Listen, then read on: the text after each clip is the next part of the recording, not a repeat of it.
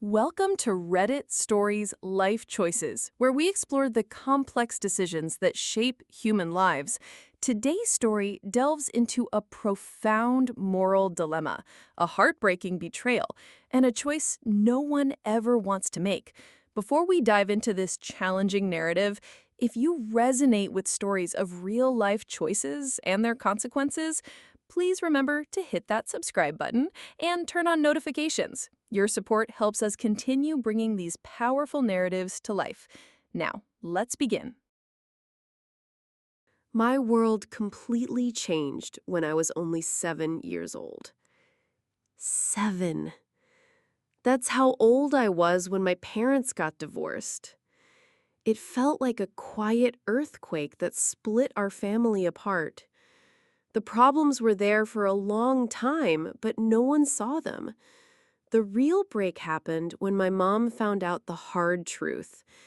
My dad had been cheating on her for 5 long years. 5 years. And it wasn't just with anyone. It was with someone my mom thought was her friend. This betrayal hurt her twice as much and left a much deeper wound than just the cheating itself. It wasn't just a husband who broke his promises. It was a friend who twisted the knife, making what mom thought was a safe place feel like a lie. The secret cheating didn't come out quietly. No, the truth exploded into our lives during what should have been a happy day, my birthday party. We were having it a bit late that year, a small thing I didn't even notice as a kid. Dad had made up a big story about an old friend dying. He said he had to go to a funeral, which seemed to explain why he wasn't there and why our party was late. But the truth, it turned out, was much worse, much more sneaky than a simple lie. He wasn't at a funeral. He was with the woman he was cheating with for an ultrasound. An ultrasound for their baby. My mom found out, and that's when everything fell apart. My happy childhood was suddenly ruined by the sad truth of adult betrayal.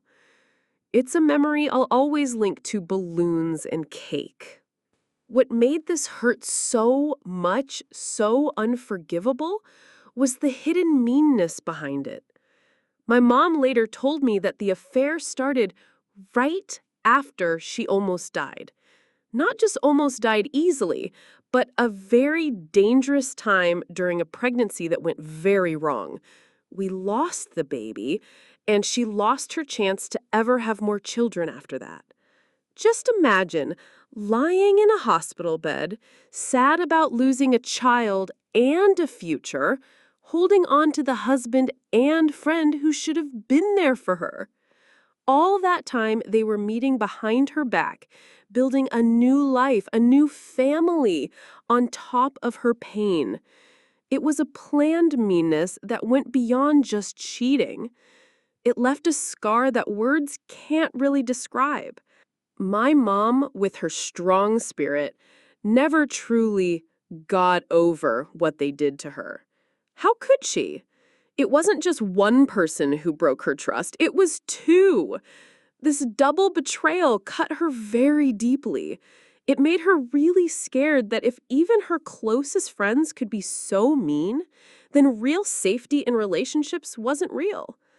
This deep feeling of being betrayed, this huge shattering of how she saw the world, left a lasting mark on her heart. It changed her, made her careful, and made her strong about protecting herself from more pain. Her hurts were too deep, too painful to just get over, like people often expect. My dad, in a shocking way, or maybe just not realizing what he was doing, eventually married the woman he cheated with. They had 6 children together, a whole new family built where our family used to be. My mom, even after many years, stayed away from them as much as she could. She made her rules clear. She chose her own peace over pretending everyone was happy in the family. A long time ago, She told me she loved me very much, and she wanted me to be happy and loved. She never told me I had to stay away from my dad or my half-siblings for her. She wanted me to build my own life, find my own happiness. But she also said, very clearly, that she would never be able to play happy families with my dad, his new wife, and their kids. Some hurts, she explained, are just too deep, too big, and too painful to ever truly move on from. Her words became a quiet truth for me, always reminding me of the hidden hurts that kept shaping our lives. Years went by. My mom was quietly strong, and my dad kept trying to act like his past didn't happen. Our lives, even though we were apart, stayed peaceful because my mom kept her rules strong. But then a big problem hit the world, and we all had to stay home. This sudden change made the difficult relationship between my mom and dad even worse. Everyone was worried then, and people should have been kind. But for my dad, it seemed to make him act even more selfish. One day, out of nowhere, my dad called my mom. What he asked for was very bold, almost unbelievable. He asked if mom would let his other 6 children, my half-siblings, live in her home. He said he and his wife worked in hospitals and were around sick people, so they wanted to send their kids somewhere safe. My mom, who had spent years trying to get her life back after he cheated, was totally shocked. She quickly said, "No way." I heard it. I saw how angry she was. She was, of course, furious that my dad even dared to ask such a thing. He expected her to open her home and life to the direct results of what he did in the past. But his bold attitude didn't stop. My dad, in return, was just as angry. He was mad that my mom didn't make me go to his in-laws' house to spend time with my half-siblings. This was when we weren't even allowed to meet other people by law, let alone go to different houses. His anger wasn't really about the kids' safety. It was about him wanting to control things. He expected my mom, the person he hurt so badly, to do what he wanted and make things easy for him. It was a strange way of thinking. He wanted her to help him even though he never earned her help. He didn't care about the pain he caused that split us apart. His confidence was shocking. It showed he believed his past actions didn't cause any lasting problems for anyone but him. As the big problem continued, things changed. The pandemic was hard for many, but my mom didn't have as many money problems. She was always careful with money and built a stable life for us. But after some time, my dad and his wife, who both worked important jobs, found their work too hard. They eventually quit, and they lost a lot of money. It was a big difference compared to my mom's steady life. Now, my high school graduation was coming up. My dad couldn't even pay for a party for me. And honestly, I was okay with that. I didn't need big, fancy gifts from him. I just wanted things to be real, even if that meant no big party. But what wasn't okay was him expecting that he and his new family should be welcome at the graduation party my mom was having. This party was planned by the woman he had treated so badly. It was a celebration for the child he had always ignored for his new exciting life. The tension grew, then it exploded. My dad started complaining, out loud, about them not being able to celebrate with me. He was whining, trying to put all the blame on my mom. He made her seem like the bad guy, the stubborn one, who stopped our family from being together. He said it was his right to celebrate my big day. His words were full of feeling sorry for himself and a surprising sense of knowing he deserved it. He was trying to trick me. He thought he could make me feel bad and force my mom to let him come. That was when I couldn't take it anymore. All the anger I had held inside for years finally burst out.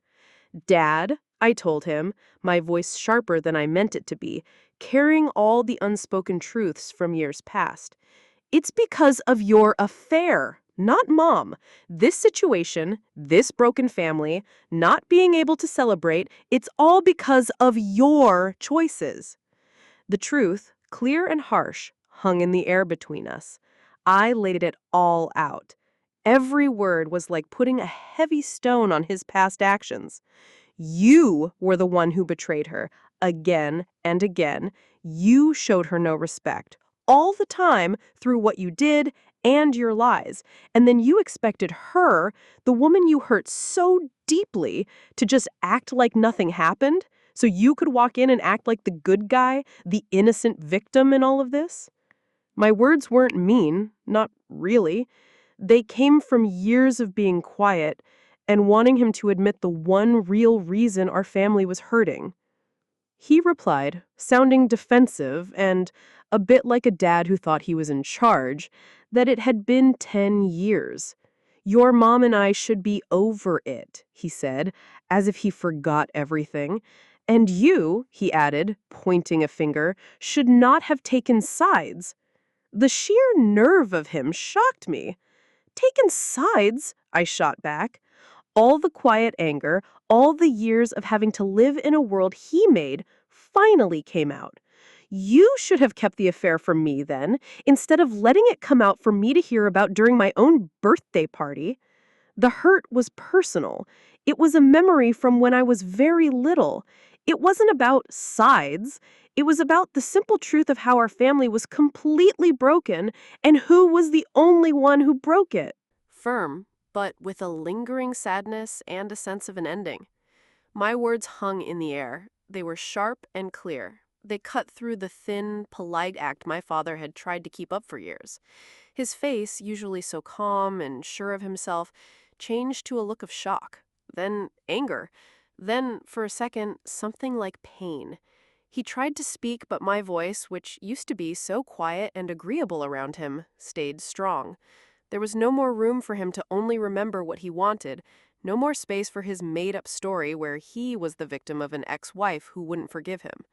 The truth, clear and hard, had been spoken. For the first time, he didn't seem to have a quick answer. The 10 years he said should have made everything okay just broke down under the weight of his clear past actions. That talk, even though it was quick and sharp, caused a clear change. The unspoken agreement, the fragile understanding that we just wouldn't talk about the past, was completely broken. I felt a strange mix of being very tired and a wild, exciting feeling of being free. Years of holding in anger, of not saying what I thought, of watching my mom deal with her quiet pain finally burst out. It wasn't about taking sides, as he easily dismissed it. It was about seeing what was real. How could I not take sides when one parent was deeply hurt by the other, and that hurt directly changed my whole childhood and how my family worked? His cheating wasn't just an old story. It was the big event that caused all the problems in my life. The graduation party was at my mom's house. It was a happy time, but there was also a quiet tension. My dad and his family, as I expected, weren't there. Their absence quietly showed the rules I had made. It was a direct result of the truth I had spoken. My mom didn't say much about the talk, but she looked at me. A small nod, a quick look of thanks in her eyes that told me everything. We understood each other without words. It was a quiet way of saying that, for once, someone had stood up for the pain she had silently carried for so long. The party itself was good. It was full of my mom's family and friends, people who truly celebrated my achievements without the shadow of old betrayals hanging over them. But the quiet success of the party and the temporary feeling of being right didn't erase the deeper effects of the cheating. Even after all these years, my life and mine's kept being shaped by that first act of cheating. It wasn't just a divorce. It was the breaking of a deep trust that went far beyond the marriage itself. It ruined the very idea of family, of being loyal, and of keeping promises. It taught me when I was very young that even the people closest to you can lie deeply. This lesson, learned the hard way, has stayed with me. It makes me careful in my own relationships, always worried about hidden problems under the surface. The cheating didn't just break my parents' marriage, it changed how I saw the world. It left a lasting mark on how I understand trust and promises. This story, like many deep human experiences, makes us think hard about duty, forgiveness, and taking care of ourselves. On one hand, the usual marriage promises, for better or worse, in sickness and in health, are about always supporting someone. Jane is facing a serious health problem, which naturally makes us feel kind and sad for her. The idea of leaving a husband or wife at such a time feels wrong to many people. But the main character's hard choice is just as important. When trust is completely broken by cheating, when you're emotionally empty from being hurt again and again, can you truly give comfort without hurting yourself even more? From a moral point of view, the situation shows a clash between different ways of thinking about right and wrong. Does the main character have to follow a rule where they do what's best for Jane's comfort, even if it hurts them emotionally? Or is this a case where certain rules, like keeping your personal boundaries safe and having the right to heal from deep betrayal, are more important, no matter how it makes others feel right now? The Reddit community, when they said NTA, not the asshole, mostly agreed with the second idea. They said the main character had the right to protect their mind and feelings after such a big break of trust. They understood that real support can't be forced or given when someone is already emotionally broken. From a mind's point of view, the main character's journey shows the deep and lasting hurt of cheating. It's not just one bad thing that happened, it's a wound that keeps hurting. It affects how close you are, how much you trust, and how you feel about yourself. Their inability to give emotional support isn't about wanting to punish someone. It's a sign of their own pain that hasn't gone away. The heavy feeling of guilt they have is real, but it fights with the clear truth that they are emotionally empty. This shows how complicated it is to be kind to someone else while also needing to heal and protect yourself. The story forces us to face the hard truth that sometimes the kindest thing you can do for yourself, and maybe even for the other person in the long run, is to step away. This story, like many deep human experiences, makes us think hard about duty, forgiveness, and taking care of ourselves. On one hand, the usual marriage promises, for better or worse, in sickness and in health, are about always supporting someone. Jane is facing a serious health problem, which naturally makes us feel kind and sad for her. The idea of leaving a husband or wife at such a time feels wrong to many people. But the main character's hard choice is just as important.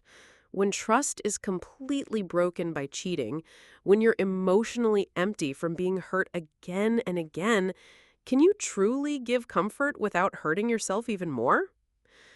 From a moral point of view, this situation shows a clash between different ways of thinking about right and wrong. Does the main character have to follow a rule where they do what's best for Jane's comfort, even if it hurts them emotionally? Or is this a case where certain rules, like keeping your personal boundaries safe and having the right to heal from deep betrayal, are more important, no matter how it makes others feel right now? The Reddit community, when they said NTA, not the asshole, mostly agreed with the second idea. They said the main character had the right to protect their mind and feelings after such a big break of trust. They understood that real support can't be forced or given when someone is already emotionally broken. From a mind's point of view, the main character's journey shows the deep and lasting hurt of cheating. It's not just one bad thing that happened. It's a wound that keeps hurting. It affects how close you are, how much you trust, and how you feel about yourself. Their inability to give emotional support isn't about wanting to punish someone. It's a sign of their own pain that hasn't gone away. The heavy feeling of guilt they have is real, but it fights with the clear truth that they are emotionally empty. This shows how complicated it is to be kind to someone else while also needing to heal and protect yourself at the same time. The story forces us to face the hard truth that sometimes the kindest thing you can do for yourself, and maybe even for the other person in the long run, is to step away. This story is a strong reminder that life gives us tough problems, even sad health issues. But personal choices, especially those that completely break trust, have deep and lasting results. The main character's journey shows the hard balance between being kind and protecting yourself. It shows how hard it is to heal after being cheated on. Their choice, supported by many people online, shows that a promise, once broken, can change love and duty forever. What do you think? Was the main character right to make their decision? Or should they have put their wife's immediate needs first, even over their own pain? We want to hear your honest thoughts about this incredibly hard life choice. Share what you think and why in the comments below.